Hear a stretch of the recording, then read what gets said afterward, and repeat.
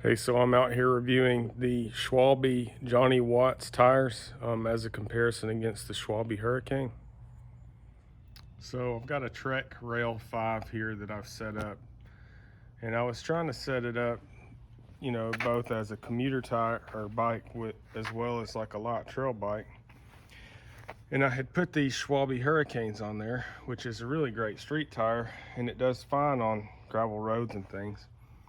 But I ended up riding the bike a lot on actual mountain bike trails, and so I thought I would try these Johnny Watts tires out, and pretty happy with them.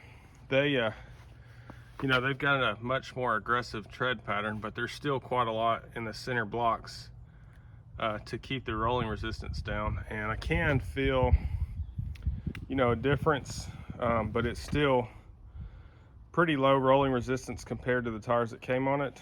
I had initially put the front tire on with the Schwalbe Hurricane on the back, and most of your rolling resistance is on the back tire, and it rolled quite well, and I had quite a lot of grip in the front. And I thought, if I'm going to keep riding trails, I probably need to go ahead and try another Johnny Watts tire on the back. So I put this one on there, and it pedals a little bit harder. Hadn't taken it on the trail yet, but based on my experience with the front one on the trails, this thing's going to grip a lot better, and it still has quite a lot of it's easy to pedal on the road too. So I'm pretty happy with these Johnny Watts. I would say if you're doing any trail riding at all, you're probably better off just getting the Johnny Watts over the Hurricane, unless you're just doing gravel trails. But the Hurricane's really a great street tire, so happy with both of them. I had tried setting these Johnny Watts tires up on my Trek Fuel EX that has basically straight edge inner rims, and they just wouldn't stay on.